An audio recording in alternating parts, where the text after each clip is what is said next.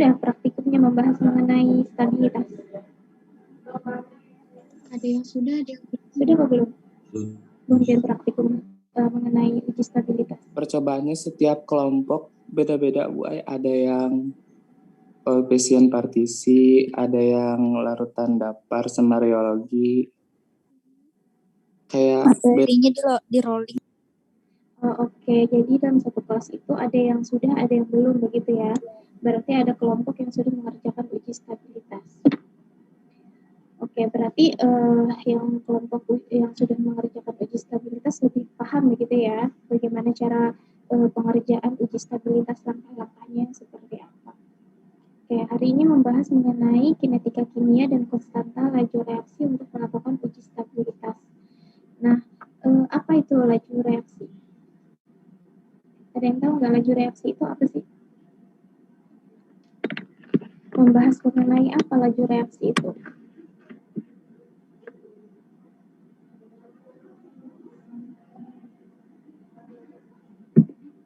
Ada yang tahu? perubahan konsentrasi, Bu. Perubahan konsentrasi. Terus apa lagi selain itu?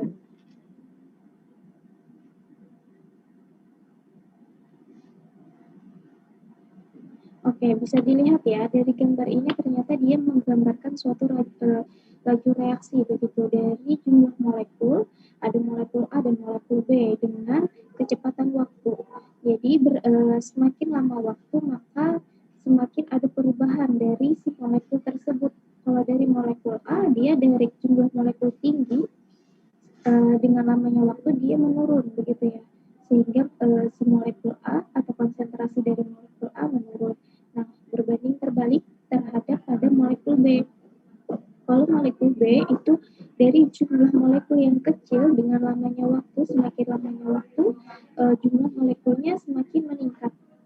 Begitu, itu adalah gambaran dari laju reaksi, suatu perubahan konsentrasi.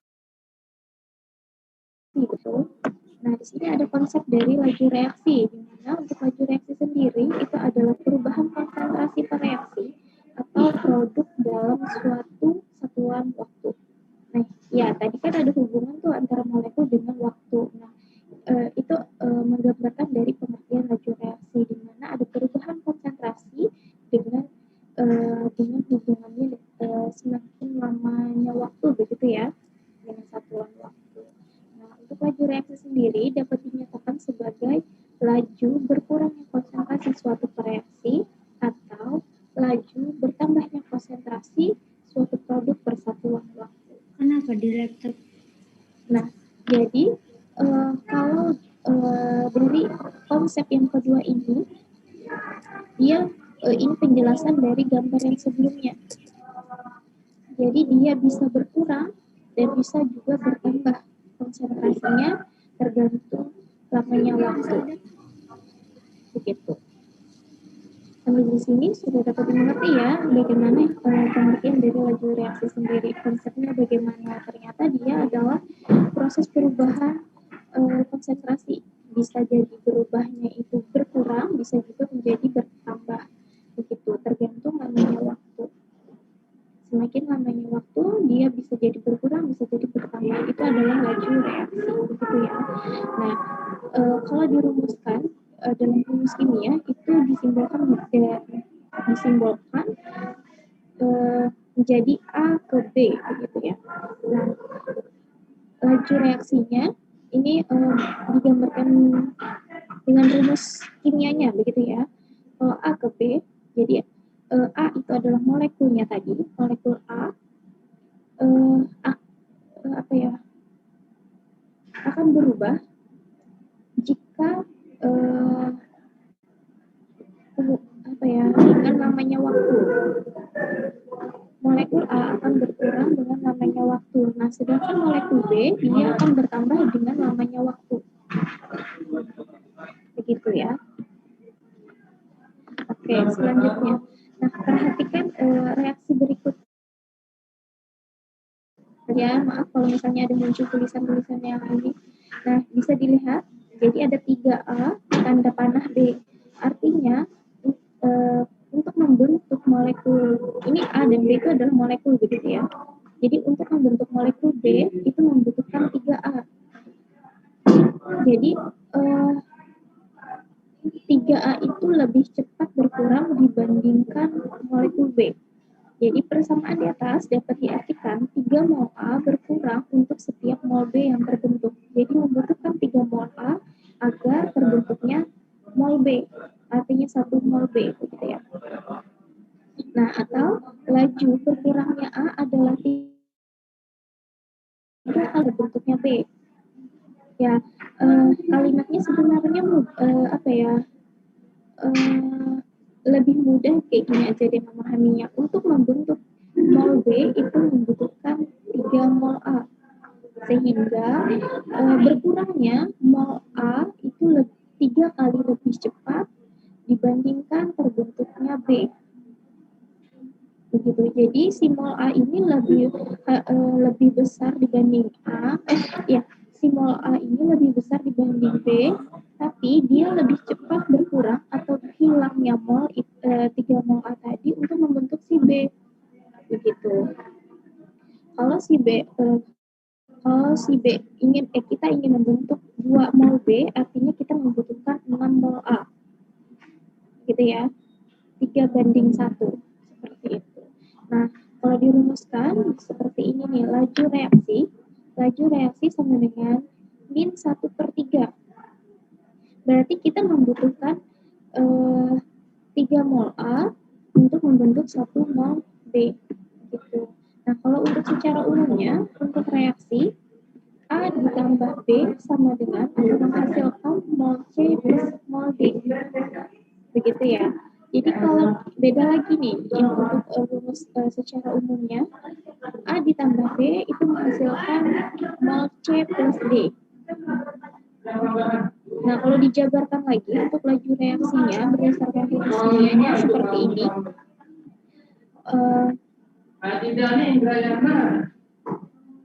Jadi ada min 1/A terus dikali dengan mol A per T sama dengan min 1/B dikali dengan mol B per T itu sama dengan 1/C dikali dengan mol C per T, atau T itu sama dengan waktu begitu ya.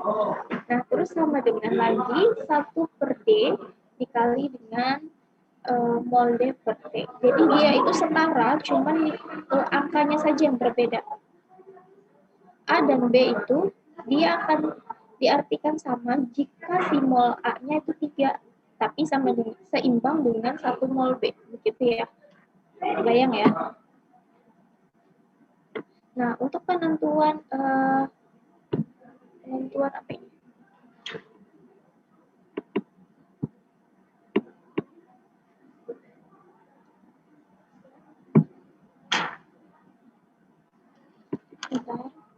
Nah, untuk penentuan persamaan laju itu kita harus mempelajari. Yang pertama itu menentukan persamaan laju, terus menentukan tetapan laju, terus menentukan orde reaksi. Nah, kalau yang sudah mengerjakan uji stabilitas mungkin sudah sedikit menyinggung mengenai menentukan persamaan laju, menentukan tetapan laju, dan menentukan orde reaksi. Nah, untuk cara penentuan laju, yang pertama kita harus tahu dulu ya, itu adalah cara laju awal. Di mana untuk cara laju awal ini, laju diukur pada saat awal reaksi untuk berbagai konsentrasi awal per reaksi. Nah, misal ada mol A atau molekul A ditambah molekul B dihasilkan suatu produk. Begitu. Nah, kalau rumus kimianya untuk laju reaksinya itu adalah V kecepatan sama dengan K itu adalah konstanta dikali konsentrasi A dengan konsentrasi B gitu ya. Kalau yang konsentrasi A itu adalah konsentrasi awal, kalau yang B itu adalah konsentrasi setelahnya begitu ya. Maka laju awal sama dengan V sama dengan kecepatan ya. V itu adalah kecepatan sama dengan K konstanta dikali A dikali B. Begitu. Mungkin ini lebih ke pelajaran SMA kali ya, mengenai logaritma, terus mengenai laju reaksi, begitu ya. Nah, untuk logaritma persamaan di atas menghasilkan log V, jadi yang rumus laju awal tadi kita lockkan, tinggal ditambahkan rumus lock begitu ya, di depannya log V sama dengan log A ditambah A log A besar ditambah B log B besar. A dan B besar itu adalah molekul atau konsentrasi awal dan reaksi yang lainnya.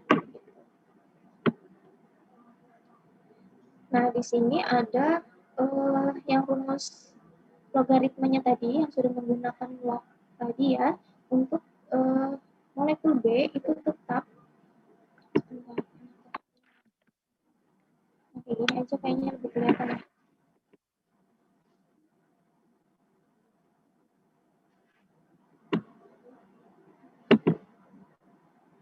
Nah, untuk rumus yang logaritma tadi untuk molekul B itu tetap terus dihasilkan sehingga dibuat grafik menjadi log T terhadap log A. Jadi log A tadi adalah konsentrasi awal, sedangkan log T-nya adalah kecepatannya. Jadi hubungan antara log T dengan log A itu dia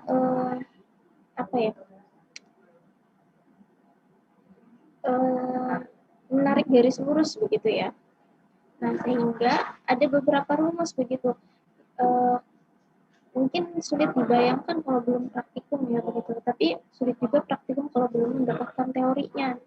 Jadi 50-50. Jadi kalau mau paham bisa praktikum harus paham dulu teorinya, tapi kalau mau tergambar cara pengerjaannya harus praktikum juga begitu ya, saling melengkapi. Nah, mungkin sambil jalan nanti kebayang aja. Nah, untuk cara integrasi atau grafiknya untuk membuktikan orde reaksi. Jadi orde reaksi itu ada 3, ada orde 0, orde 1, dan orde 2. Ya, bagaimana cara menentukan, oh dia termasuk orde 1 nih, oh atau dia termasuk orde 0, atau malah masuk ke dalam orde 2. Nah, satu persatu kita bahas begitu ya. Yang pertama itu ada orde reaksi orde 1. Nah, kalau reaksi orde 1 ini adalah reaksi-reaksi yang lajunya berbanding langsung atau lurus hanya dengan konsentrasi satu senyawa.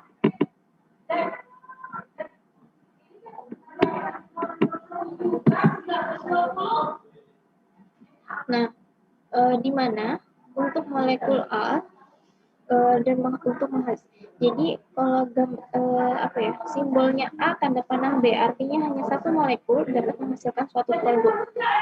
Berbeda kalau yang misalnya seperti tadi A ditambah B menghasilkan C. Nah, itu artinya ada dua molekul yang dicampurkan, ditambahkan sehingga menghasilkan suatu produk. Nah, kalau yang untuk orde 1 ini hanya membutuhkan suatu molekul atau satu senyawa, tapi dia sudah bisa menghasilkan suatu produk begitu. Nah, untuk hasil eksperimennya memberikan harga konsentrasi A pada berbagai waktu.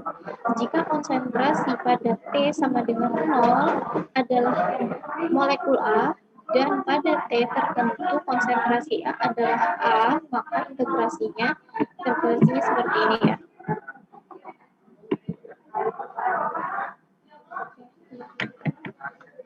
Nah, integrasinya seperti ini. Nah, jadi untuk mendapatkan dia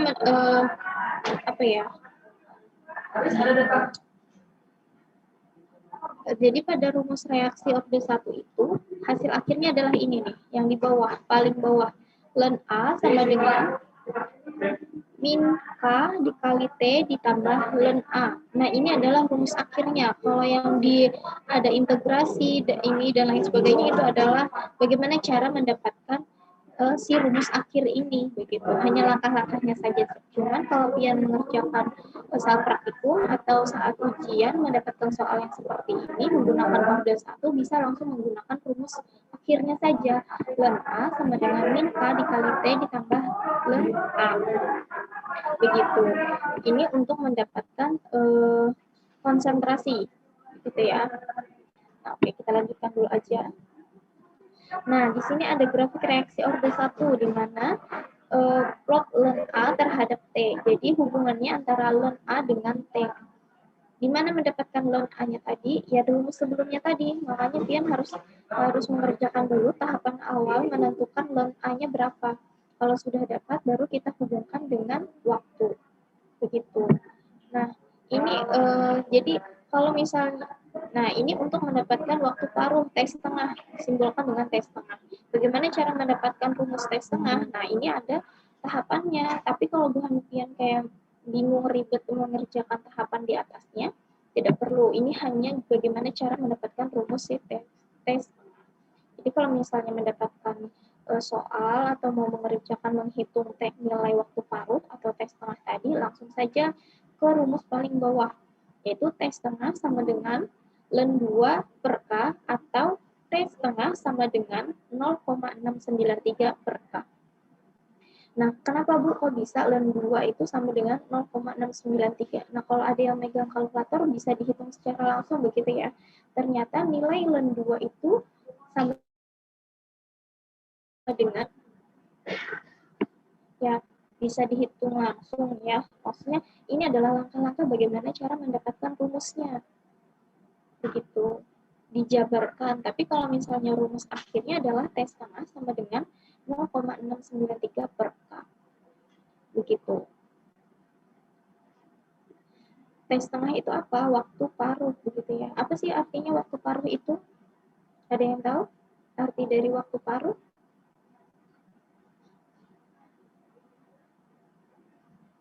Ada tahu nggak waktu paruh itu apa?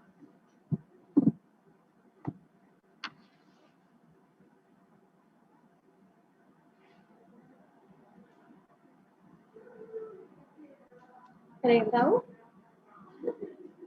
Nggak ada? Nggak tahu, Bu. Oke. Jadi waktu paruh itu adalah di mana suatu zat aktif itu memberikan efek farmakologi terhadap tubuh. Jadi dengan perhitungan ini Buan bisa mengukur, oh pada zat aktif ini waktu paruhnya sekian, begitu.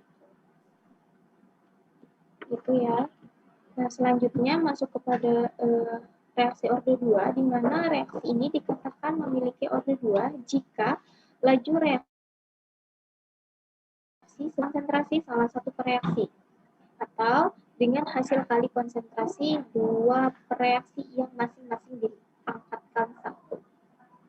Nah, yang tadi ya, bedanya antara reaksi orde 1 dengan orde 2, kalau yang orde 1 tadi, satu senyawa itu menghasilkan satu produk. Kalau yang orde 2, adanya campuran senyawa sehingga menghasilkan suatu produk. Artinya ada dua senyawa, begitu ya, campuran. Kalau yang orde 1 tadi hanya satu senyawa, kalau yang orde 2 adanya dua senyawa sehingga menghasilkan suatu produk. Nah, jadi untuk reaksi orde 1 dengan orde 2 itu tahapannya sama. Kita mencari ln nilai ln A tadi dengan T setengah, cuman caranya yang berbeda. Kalau yang tadi langsung tanpa ada pangkat begitu ya. Kalau yang orde 2 itu harus dipangkatkan terlebih dahulu. Begitu. Nah, kalau yang untuk laju reaksi pada orde 2 itu rumus akhirnya adalah 1 per A sama dengan 1 per A0 ditambah K dikali T. Begitu, itu adalah hasil akhirnya.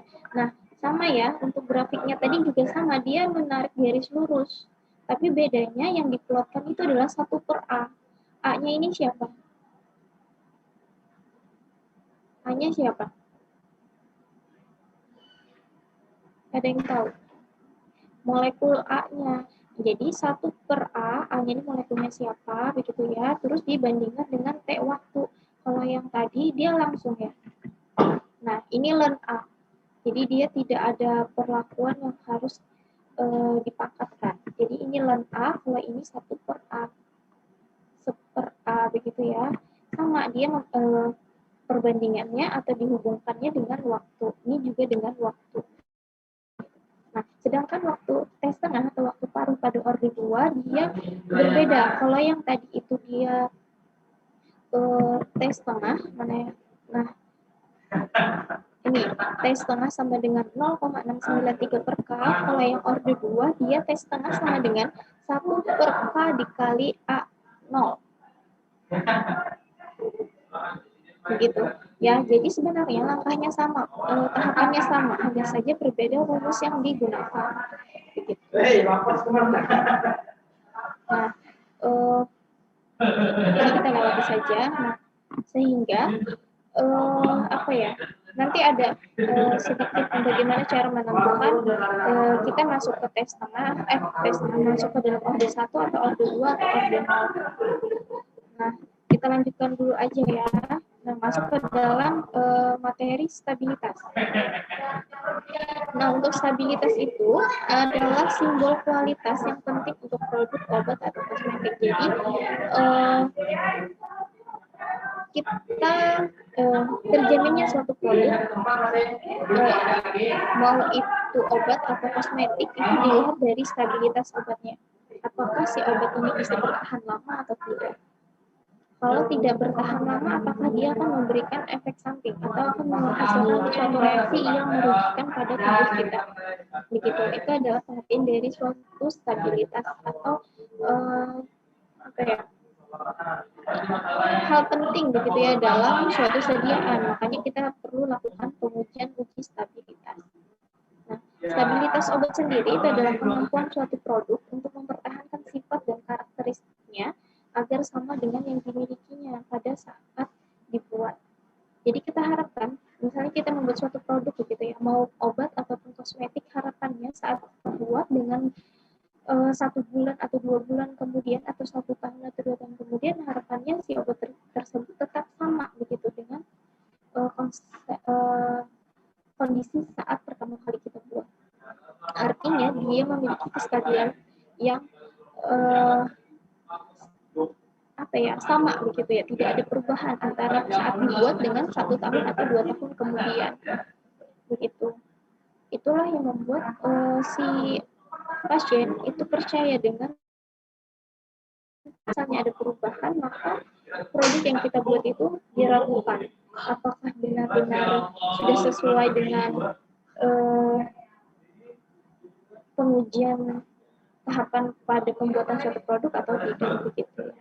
Nah, selanjutnya juga kita perlu melihat expired date-nya atau kadaluarsa dari sediaan tersebut, di mana ED ini adalah waktu yang tertera pada kemasan yang menunjukkan batas waktu diperbolehkannya obat tersebut dikonsumsi, karena diharapkan masih memenuhi spesifikasi yang ditetapkan. Jadi, pasti penghentian itu kalau menukar suatu produk, begitu menukar apapun itu, membeli apapun itu, pasti yang kita lihat juga salah satunya ED-nya, apakah mendekati ED atau tidak. Kalau mendekati ED, lebih baik kita tidak usah membelinya, begitu ya, karena bisa berdampak negatif. Siapa tahu ternyata kita apa ya, teledor juga begitu ya, sudah mendekati ED terus kita beli mentang-mentang harganya murah begitu ya, kadang seperti itu. Nah, lebih baik jangan dibeli begitu ya, siapa tahu nanti kita kelupaan, perasaan baru beli kok sudah ED begitu, atau malah kok gatal-gatal ya pakai ini, ternyata kita beli produk yang sudah mendekati ED begitu. Nah, itu pentingnya juga kita perhatikan tanggal kadaluarsanya. Nah, terus ada lagi waktu simpan, shelf life, di mana waktu simpan ini adalah periode penggunaan dan penyimpanan, yaitu waktu di mana suatu produk tetap memenuhi spesifikasi. Jadi, lamanya waktu begitu ya dalam penyimpanan. Nah, jika penyimpanannya sesuai, maka ketahanan dari suatu produk itu juga akan lama. Tapi jika tidak sesuai dengan penyimpanannya yang harusnya misalnya pada suhu dingin, kita letakkan pada suhu ruangan. Nah, itu kesalahan pada penyimpanan, sehingga mempercepat waktu kerusakan atau kerusakan dari suatu sediaan, sehingga menimbulkan si sediaan itu menjadi tidak stabil dan mengalami perubahan pada senyawanya begitu. Nah, jadi untuk stabilitas obat itu tahapannya adalah di mana stabilitas obat kita harapkan dia memiliki kestabilan yang aman begitu ya, waktu yang cukup lama, yang harusnya cukup lama begitu. Jangan sampai dia mengalami perubahan senyawa dengan waktu dekat atau sangat cepat. Nah, bagaimana kok bisa dia mengalami kestabilan obat yang tidak bagus? Jadi dia mengalami apa ya? Akibat adanya mungkin ya, bukan mungkin, maksudnya ada beberapa hal yang mengakibatkan obat tersebut tidak stabil. Bisa jadi karena penyimpanan begitu ya, sehingga dia mengalami degradasi, terus pelepasan zat aktif begitu, sehingga yang harapannya si zat aktif itu 90% hingga 100% memberikan efek farmakologi, dengan adanya degradasi atau pelepasan begitu ya dari senyawa-senyawa tersebut, sehingga menghasilkan produk yang efek farmakologinya menurun, penurunan kadar, penurunan senyawa aktif di dalam suatu sediaan tersebut begitu. Nah, bagaimana cara menentukan stabilitasnya tadi? Nah, jadi kan kita tadi sudah mengenal beberapa rumus begitu ya, bagaimana menghitung nilai T setengah. Nah, sekarang ada lagi nih simbol T setengah dan T90. Apa bedanya T setengah dan T90? Kalau T setengah itu adalah periode penggunaan dan penyimpanan, yaitu waktu di mana suatu produk tetap memenuhi spesifikasi jika disimpan. Ya, nah di mana jika disimpan dalam wadahnya yang sesuai dengan kondisi atau waktu yang diperlukan untuk hilangnya konsentrasi setengahnya. Begitu. Nah, berbeda kalau pada T90. Kalau T90 itu adalah waktu yang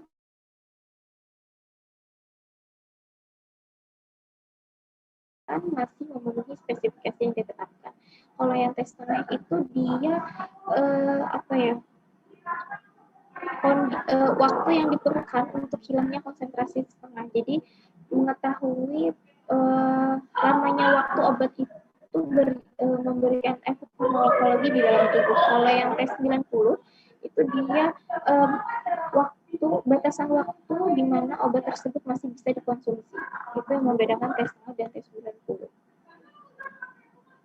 Nah, kalau yang tes 90, batas kadar obat masih bersisa 90% ke atas masih bisa digunakan. Tetapi bila kadarnya kurang dari 90% tidak dapat digunakan lagi, atau disebut sebagai substandar waktu diperlukan sehingga obat tinggal 90% disebut umur obat. Nah, di sini ada lagi untuk waktu paruh. Waktu paruh disimbolkan dengan T setengah atau T0,5 gitu ya, di mana waktu yang dibutuhkan oleh suatu pelarut untuk terurai setengahnya dari konsentrasi mula-mula. Nah, kalau untuk waktu simpan atau usia guna sama dengan T90 begitu ya, adalah waktu yang diperlukan pelarut mengalami dekomposisi 10%.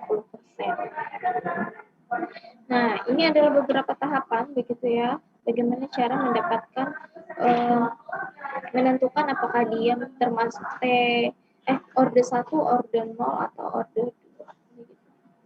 Nah, yang pertama sambil di ini ya, yang sudah praktikum uji stabilitas mungkin kita samakan, siapa tahu ada kekeliruan atau dari ibu juga ada kekurangan begitu ya setelah Bu Hanfian praktikum. Jadi pertama Bu Hanfian membuat pembuatan larutan stok. Nah, kalau di sini adalah zat aktifnya paracetamol. Kalau kemarin praktikum apa zat aktifnya? Yang diujikan apa? Paracetamol juga. Ya, oke. Pertama Bu Hanfian bikin larutan stok ya. Larutan stok itu gimana sih maksudnya? Ada yang tahu nggak? Seperti apa larutan stok itu? Mungkin yang sudah praktikum bisa memberi gambaran begitu pada teman-temannya.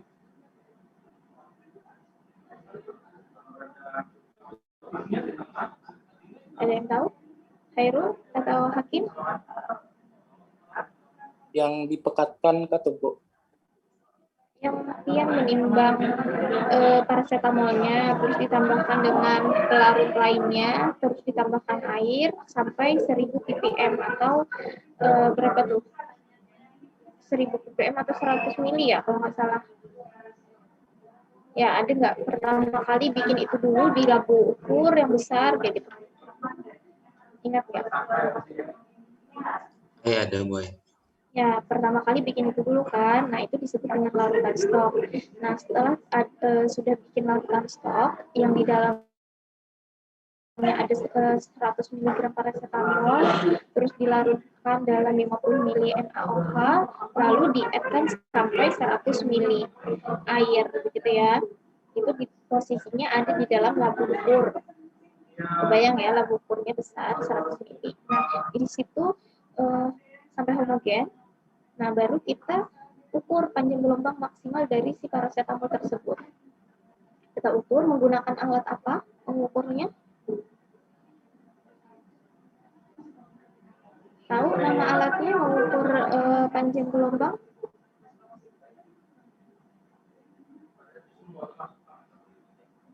Menggunakan apa, Hakim? Meter. Apa?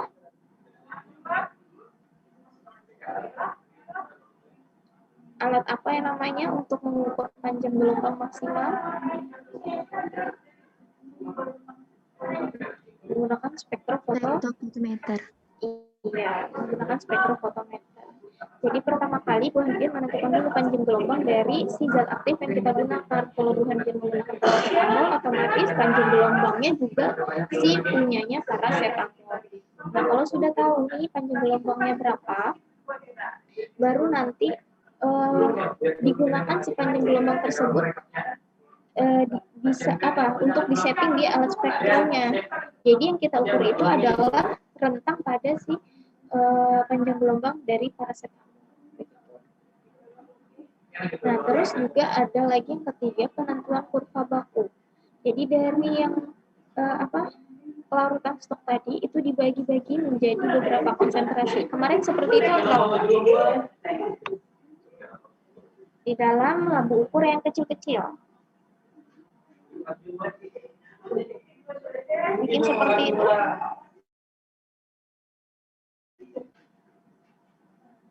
Diambil dari larutan stok, terus misalnya mau bikin beberapa konsentrasi.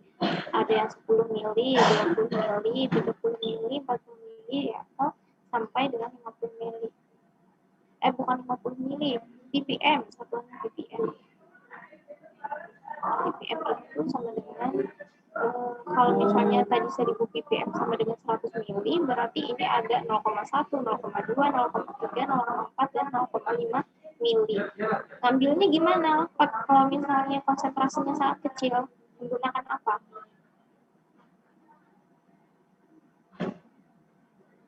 Kemarin menggunakan alat apa mengambil sampelnya?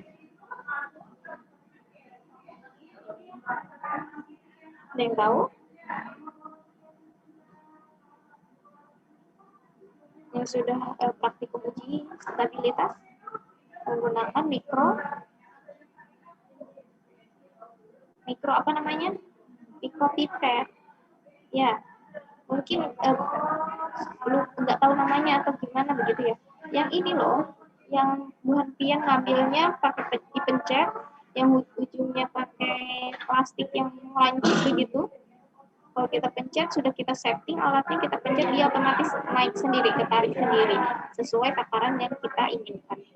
Kalau ingin 10 mili, berarti dia akan tertarik sebanyak 10 mili juga. Nah, itu kalian masukkan ke dalam labu ukur yang 10 mili, yang kecil-kecil. Berapa konsentrasi yang kita ingin variasikan, misalnya ada 5 konsentrasi, berarti ada 5 vial. 5 labu ukur. Nah, kemudian kita tambahkan aqua DSF sampai 10 mili si volume dari labu ukurnya. Begitu. Kemudian masing-masing dari konsentrasi tersebut kita ukur serapannya pada panjang gelombang maksimal dari si paracetamol tadi. Selanjutnya dibuat kurva antara serapan terhadap konsentrasi. Jadi nanti setiap konsentrasi ini dia menghasilkan data angka, menghasilkan angka gitu ya.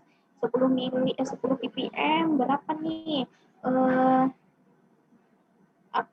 serapan yang dia hasilkan, sampai yang 50 ppm juga seperti itu. Nah, nanti kita bandingkan terhadap konsentrasi berapa, 10, 20, 30, 40, dan 50. Nah, terus Yang keempat itu penentuan umur simpan sirup. Kalau ini kan tadi zat aktifnya adalah paracetamol gitu ya. Nah, kalau umur simpannya itu jadinya sirup paracetamol dimasukkan ke dalam 10 vial masing-masing sebanyak 5 mili. Nah, kemudian pil-pil tersebut dimasukkan ke dalam oven pada suhu 40 dan 60 derajat Celcius dengan dengan jeda waktu 0, 15, 30, 45, 60 menit. Diambil satu vial dan diukur kadar paracetamolnya. Nah, terus bagaimana cara penetapan kadar sirup paracetamol ini? Penetapan kadarnya yaitu sirup paracetamol ini dimasukkan ke dalam kupet. Kalau misalnya yang sudah praktikum, tahu ya kupet itu bentuknya seperti apa, kubus begitu ya, persegi panjang. Nah, dan itu tuh dia kalau kupet asli dia itu mahal, berjuta-juta begitu ya harganya. Tapi ada juga yang kupet tiruan yang maksudnya bisa kita pakai tapi hanya satu kali pakai langsung buang, nggak bisa berulang-ulang kali. Kalau yang asli itu dia bisa berulang-ulang kali kita gunakan kupetnya. Dan perhatikan cara penggunaan kupet, ada sisi yang boleh kita pegang, ada sisi yang tidak boleh kita pegang. Jadi yang kita pegang itu bagian buramnya, jangan yang bening. Kalau yang bening itu dia untuk mengukur dari si larutan yang kita masukkan ke dalam kupet itu, pengukurannya melalui cahaya. Kalau Bu Hanfian sudah mengenai cara atau mekanisme kerja dari spektro, dia itu dengan memancarkan cahaya terhadap si larutan yang kita uji. Jadi dengan menembus di larutan yang kita masukkan ke dalam kupet, nah dari sana dia bisa mengukur bagaimana berapa serapan yang dilalui oleh si cahaya tersebut terhadap larutannya. Gitu. Itu mekanisme kerja dari spektrofotometer. Nah, baru nanti kalau setelah diukur sudah didapatkan berapa yang setelah terukur, baru hitung bobot zat miligram dari sirup tersebut. Nah, jadi ini gambarannya. Mungkin Bu Hanfian sudah sambil mengerjakan pembahasan ya. Nah, kalau pembahasannya mencatat berapa panjang gelombang maksimal. Yang pertama tadi dari si zat aktif, terus juga yang kedua kurva baku larutan standar, bagaimana cara mendapatkannya. Jadi ini ya gambaran data dari pengujian yang Pian lakukan tadi. Jadi datanya seperti ini gambarannya. Nah, jadi tadi kan Bu Hanfian membagi itu 5 konsentrasi yang ada 10 sampai 50 tadi. Nah, terus yang tiap konsentrasi ini kita ujikan ke spektro tadi ya. Didapatkan nilai absorbansinya. Begitu. Harapannya dari konsentrasi 10 sampai 50 itu absorbansi yang didapatkan semakin meningkat. Karena konsentrasi dari pelarut yang kita masukkan juga kan dia semakin meningkat, semakin banyak. Jadi otomatis si absorbansinya juga semakin meningkat. Begitu. Nah, nanti kita plotkan menggunakan Excel begitu ya, kita hubungkan antara konsentrasi dengan absorbansinya. Sehingga setelah kita plotkan, kita mendapatkan kita jadi plotkan antara konsentrasi dengan absorbansi sehingga dihasilkan regresi linear. Regresi linear itu adalah garis lurus tadi begitu ya, yang pada grafik tadi. Bagaimana yang grafik yang kita hasilkan, apakah dia menarik garis lurus atau malah ada yang naik, ada yang turun, ada yang naik begitu ya. Nah, kalau misalnya kita sudah melihat dari konsentrasinya saja, kita sudah perbandingannya semakin meningkat begitu ya, 10, 20, 30, 40, 50. Otomatis grafik yang kita harapkan dia lurus secara stabil. Tapi kalau misalnya ada yang naik, ada yang turun, berarti ada kesalahan pada saat pengujian saat mendapatkan nilai absorbansinya begitu. Nah, terus setelah kita memplotkan antara konsentrasi dengan absorbansinya, maka kita mendapatkan nilai A, B, dan R. Itu adalah persamaan begitu ya. Jadi gimana Bu cara mendapatkan nilai A, B, R-nya? Nah, jadi dengan mendapatkan nilai A, B, R, kita bisa menentukan di sini apakah dia masuk ke dalam orde 0, orde 1, atau orde 2. Gimana caranya menentukan dia masuk orde mana? Kita lihat dari nilai R-nya. Oh, nilai R ini jika R mendekati 1, dengan 1 kali pengujian, artinya dia masuk ke dalam orde 1. Tapi kalau misalnya dia membutuhkan 2 kali, dia masuk orde 0. Tapi kalau misalnya dia si R-nya ini masih jauh, sehingga kita perlu lakukan tahapan berikutnya, perhitungan menggunakan rumus lain, baru dia kalau sudah mendekati 1, artinya dia masuk ke dalam orde 1. Tapi kalau masih di orde 1 juga dia belum mendekati angka 1, otomatis kita menggunakan ya orde 2. Nah, di orde 2 ini harusnya dia sudah mendekati angka 1, begitu ya. Gimana cara mendapatkan nilai A, B, dan R? Ada yang tahu? Yang uji stabilitas, ada yang tahu? Cara mendapatkan nilai A, B, R?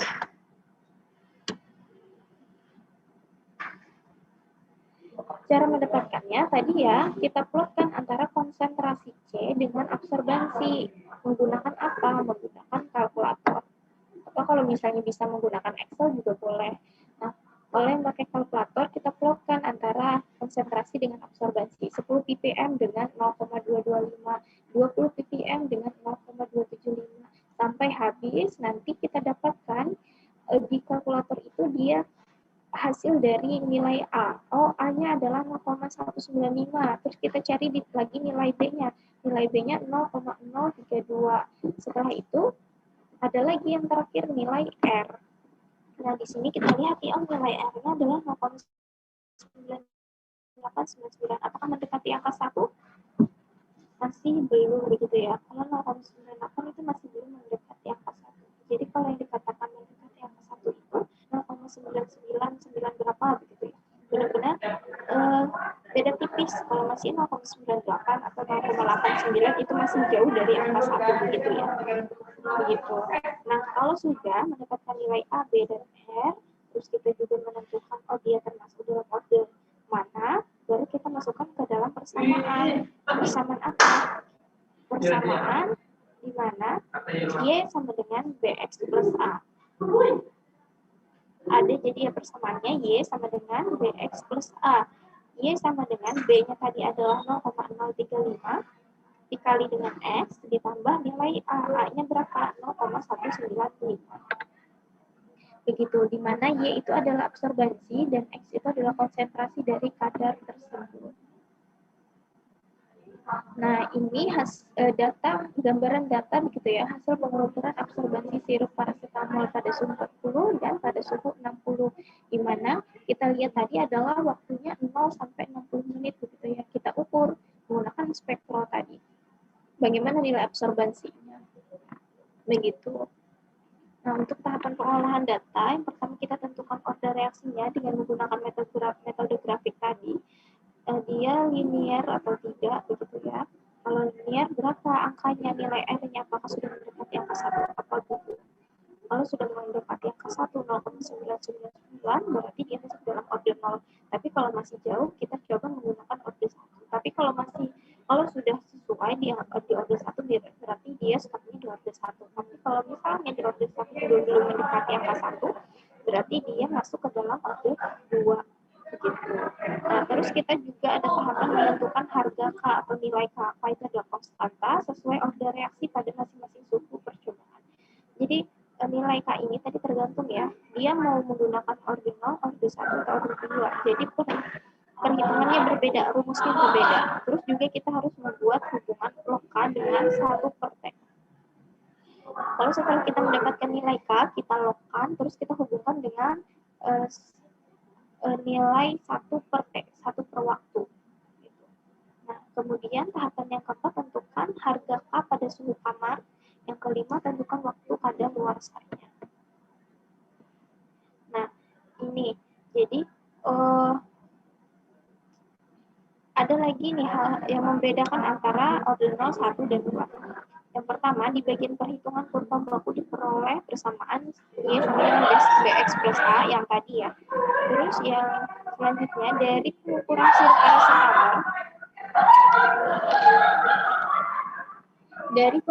sirup paracetamol, yang disimpan pada suhu 40 dan 60 derajat tadi, diperoleh data absorbansi, maka dimasukkan ke dalam persamaan 1, hitung kadar parasetamol masing-masing. Nah, ini gambaran saja begitu ya. Pada waktu tadi kan kita sudah menentukan waktunya 0 sampai 60 menit dengan konsentrasi contohnya adalah 10 sampai 50 begitu ya. Harapannya grafik yang dihasilkan dia linear. Semakin waktu bertambah, maka semakin meningkat konsentrasi dari grafik yang kita hasilkan. Dengan jumlah konsentrasi juga semakin meningkat. Nih, terus nanti kalau misalnya sudah kita dapatkan nih konsentrasinya ada 10 sampai 50, kita logkan nilai konsentrasinya. Log dari 10 berapa? Log dari 20 berapa? Log dari 30 berapa? Log dari 40 berapa? Sampai log 50 itu dihasilkannya berapa? Nah, kalau sudah didapatkan, oke, gini.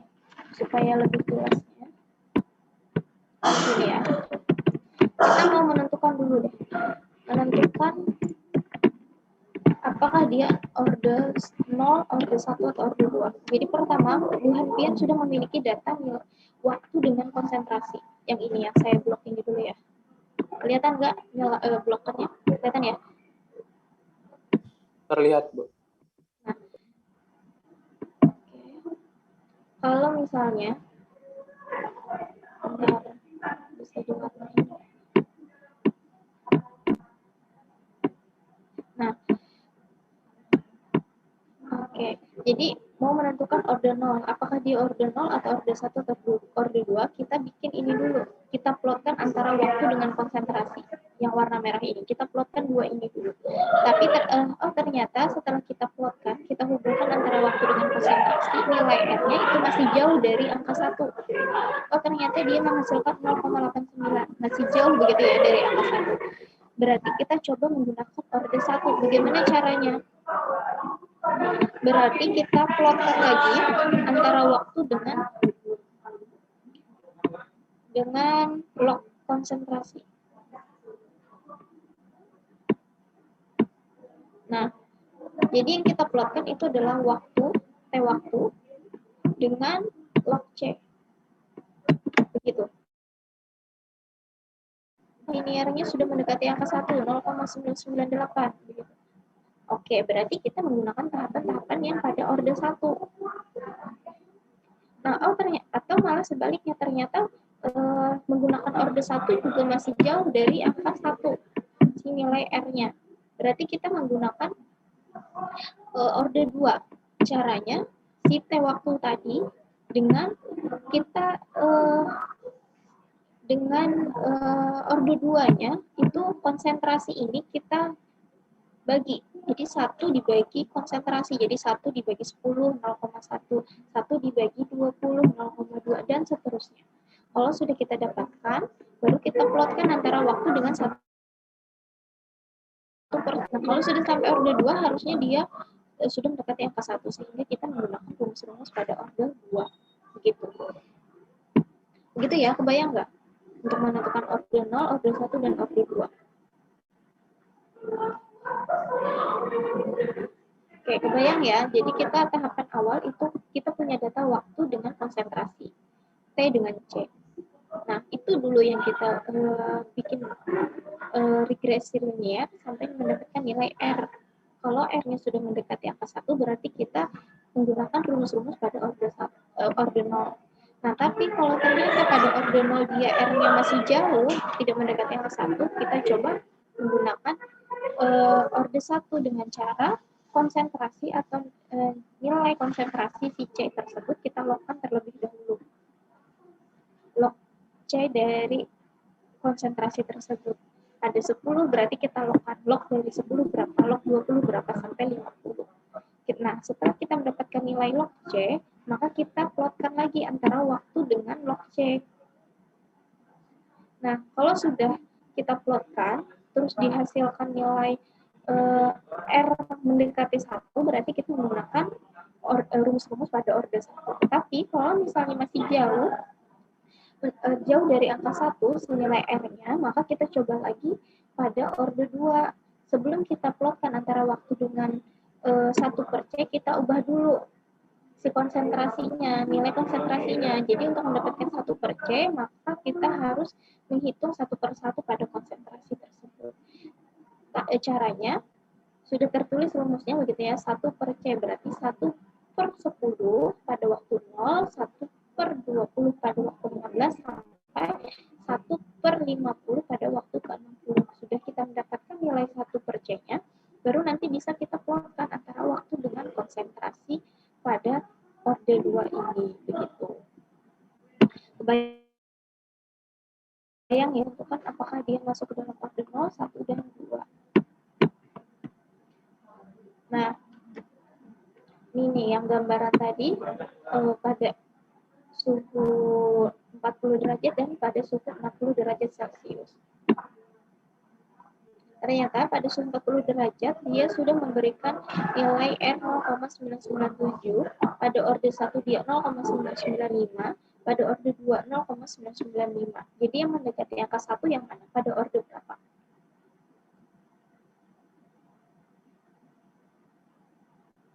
Pada orde 1 begitu ya, dia mendekati 1, 0,999. Nah, cari nilai R yang mendekati 1, misalnya orde, reaksinya adalah orde 1. Jadi, kalau mau lebih yakin, lakukan ketiga-tiga ordenya. Kita plotkan semuanya. Setelah kita mendapatkan nilai R-nya, baru kita putuskan, oh bahwa ternyata yang mendekati angka 1 itu adalah orde 1. Begitu. Sama halnya pada suhu 60, begitu ya. Tergantung kita mengukur dari larutan tersebut. Apakah ada perbedaan atau tidak pada suhu 40 dan suhu 60. Nah, ini adalah gambaran dari penentuan orde reaksi ya, dari grafiknya. Pada gambar yang sebelah kiri ini dia menggambarkan pada orde 0, terus yang di tengah ini adalah yang di atas itu adalah orde 1, yang di bawah adalah orde 2.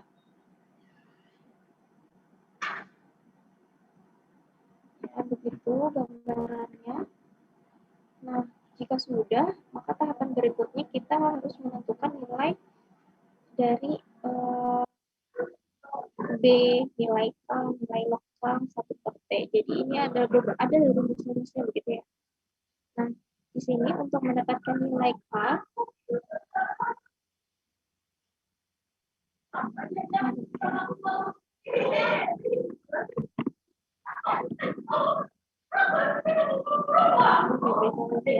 nah, jadi untuk mendapatkan nilai K, nilai B itu sebenarnya ada persamaannya. Oh, ternyata nilai B itu sama dengan nilai K, begitu.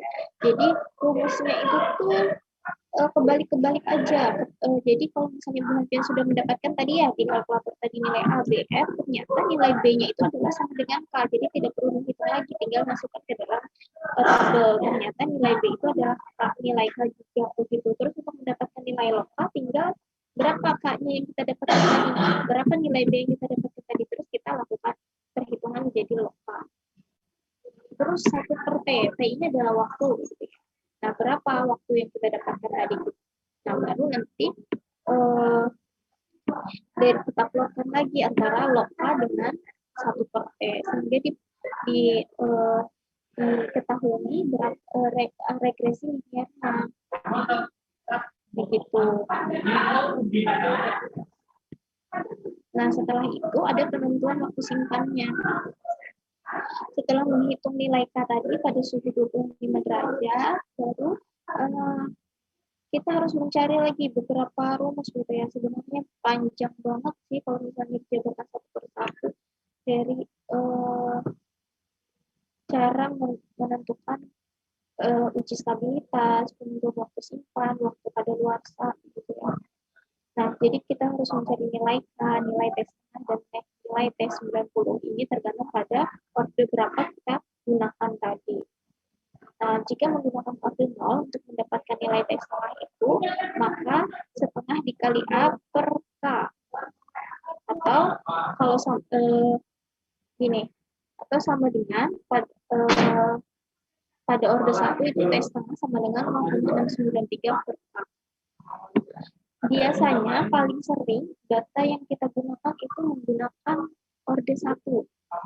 Jadi tes tengah yang digunakan itu adalah yang 0,693 per K.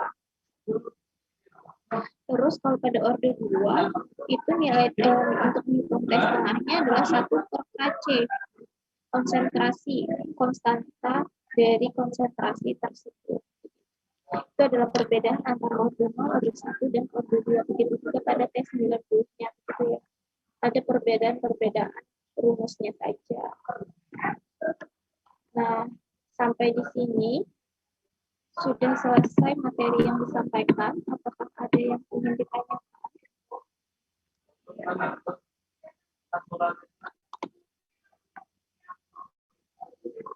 Sudah kebayang atau belum gimana cara pengujiannya nanti menggunakan alat spektrum?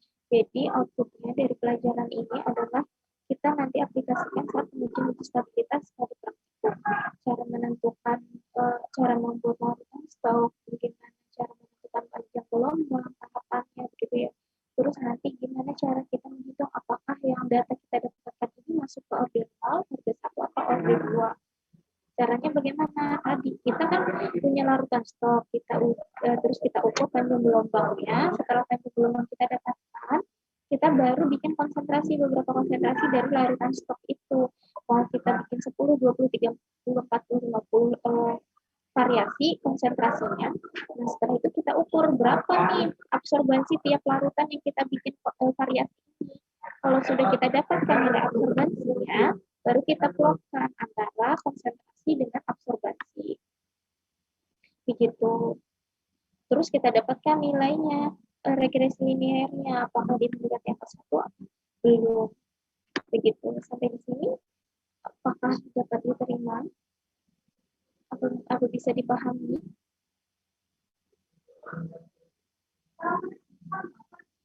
Oke, kalau misalnya teori sih sepertinya belum kebayang begitu ya. Nanti kalau Bu Hussein sudah melakukan praktikumnya, oh yang seperti ini ya tahapannya. Kita pertama melakukan pembuatan larutan seperti itu, berapa banyak, terus menggunakan alatnya apa, gitu. Ya. Kalau misalnya nanti saat praktikum masih bingung atau dan lain sebagainya, bisa ditanyakan atau masih bisa ini sharing sama teman-teman yang sudah praktikum yang lebih langsung kebayang bagaimana di lab yang sebenarnya. Apakah ada yang ditanyakan sampai ke sini?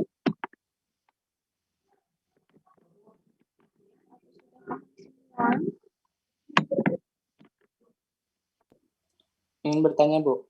Boleh, silakan. Tentang reaksi.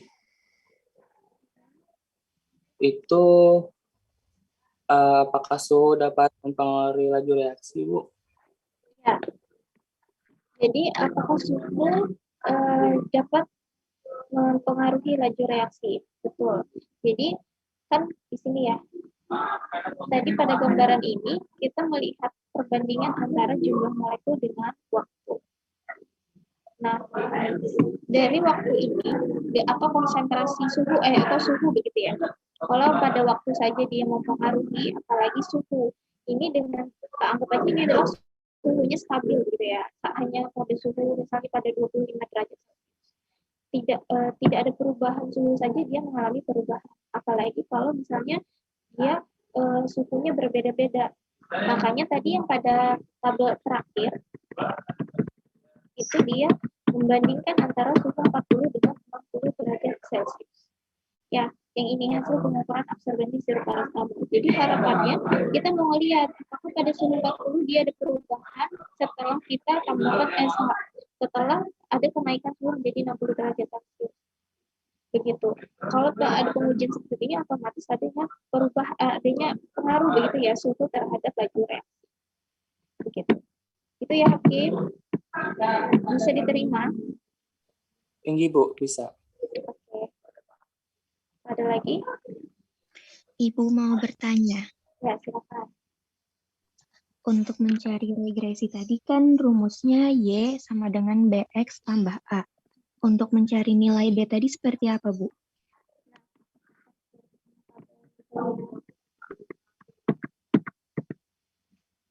Nah, ini.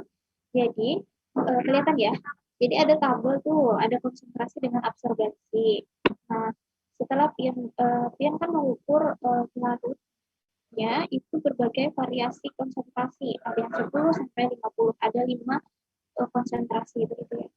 Nah, setelah itu tiap konsentrasinya ini pion ukur di spektrum, menggunakan spektrum didapatkan absorbensinya berapa. Harapannya absorbensi yang kita dapatkan itu dia apa ya,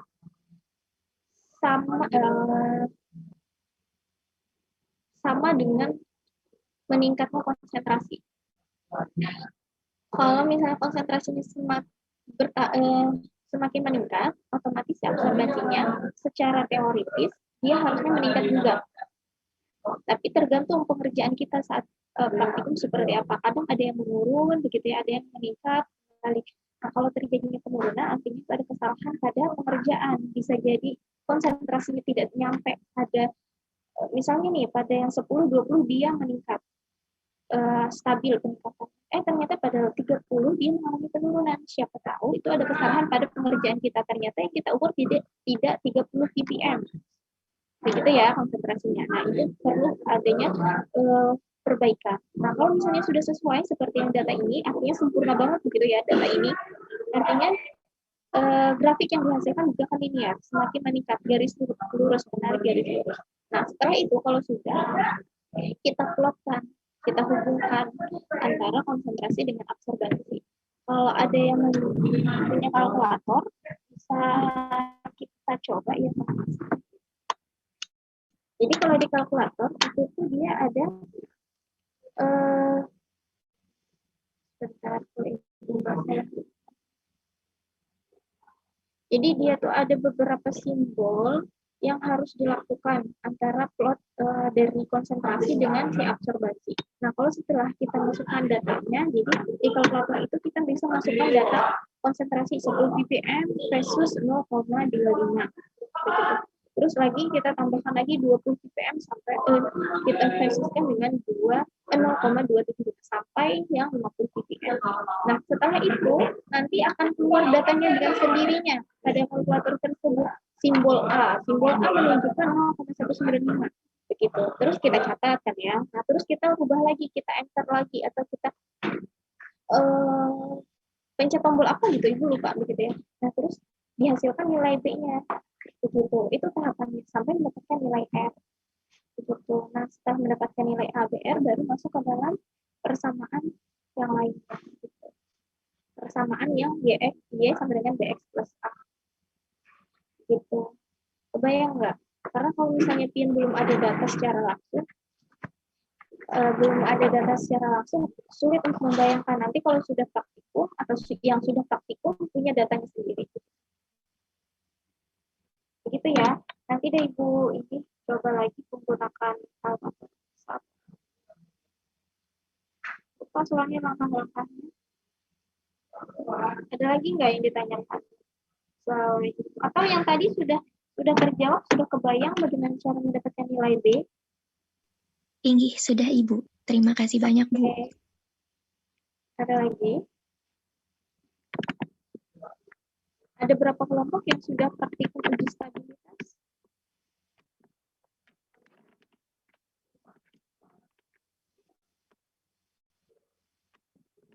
Di kelas ini sudah ada berapa kelompok?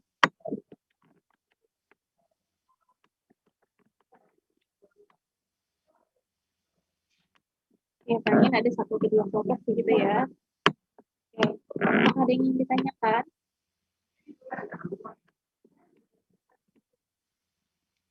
Kalau tidak ada, akan saya cukupkan pertemuan hari ini. Untuk absen sudah ya yang tadi ya. Nanti setelah selesai perkuliahan saya kirim lagi absen untuk pertemuan kemarin tidak sempat absen link begitu ya. Nah, nanti kalau di absen link ada penulisan waktu absen, silahkan isi waktu absen itu jam kita mulai kuliah, jam 9 aja ya. Jadi saya cukup. Apakah ada yang ingin ditanyakan?